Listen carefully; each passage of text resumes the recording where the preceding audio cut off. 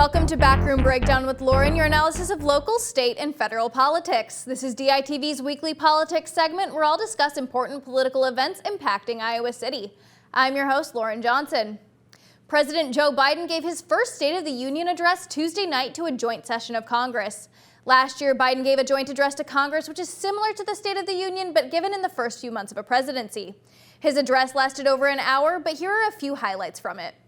Biden began his speech by discussing the crisis in Ukraine. He described the united front put forth by countries involved in NATO against the Russian government's invasion. He then went on to discuss how the war has left Russian President Vladimir Putin with few allies.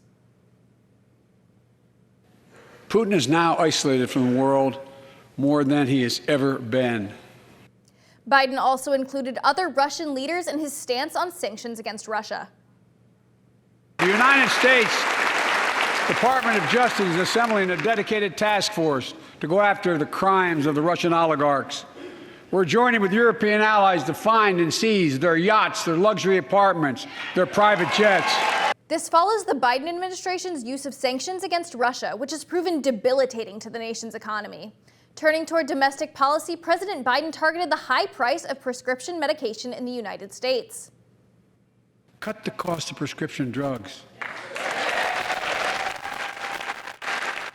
We pay more for the same drug produced by the same company in America than any other country in the world. It's worth noting that many recent presidents have attempted to lower the price of prescription drugs, but it's necessary to have 60 votes in the Senate to do this, which has proven difficult to get.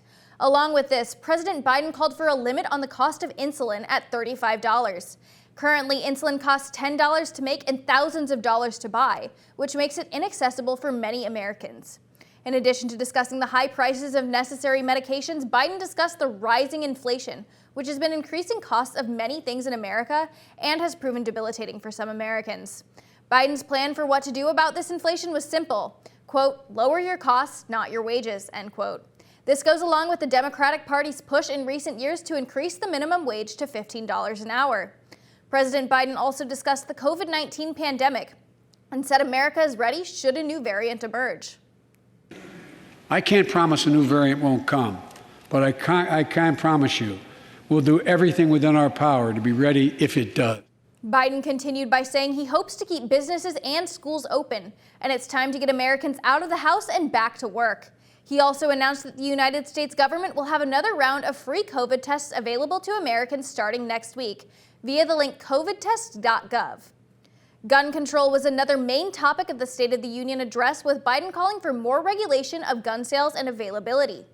We'll do everything in my power to crack down on gun trafficking of ghost guns that you can buy online, assemble at home, no serial numbers, can't be traced. I asked Congress to pass proven measures to reduce gun violence, pass universal background checks. Why should anyone on the terrorist list be able to purchase a weapon? Why? Biden also discussed Roe v. Wade and how it is, quote, under attack, end quote. This is a reference to many state legislations creating bills limiting Roe v. Wade and the case currently at the Supreme Court level that could see it overturned. Biden said, quote, we must protect access to health care, preserve a woman's right to choose, and let's continue to advance maternal health care in America for all Americans, end quote. The opioid epidemic came up as well, with Biden calling to, quote, increase funding for prevention, treatment, harm reduction, and recovery, end quote.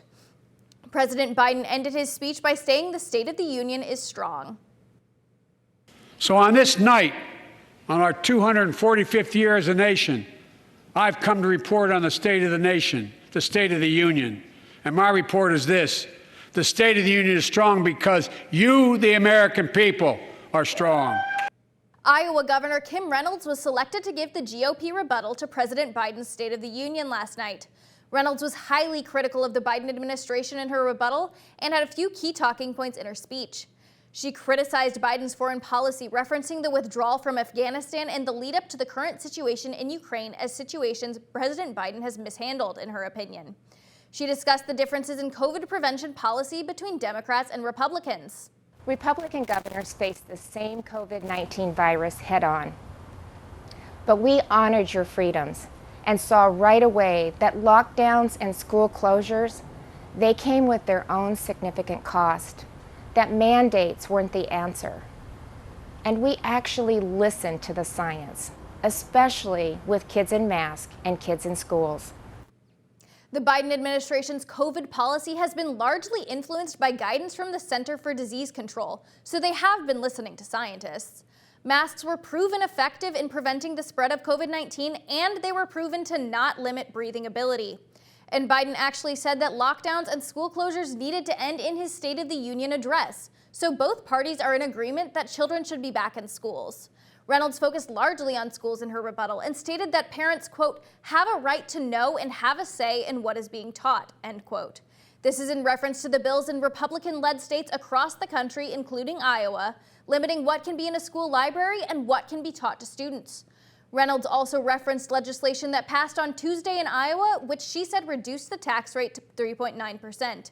This is partially true. Iowa's tax rate will incrementally lower over the next 4 years and will reach 3.9% in 2026.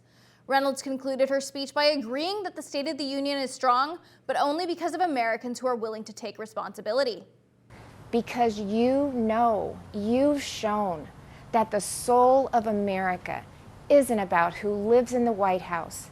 It's men and women like you in every corner of this nation who are willing to step up and take responsibility for your communities, for your neighbors, and ultimately for yourselves. By that most important measure at least, the state of our union is indeed strong.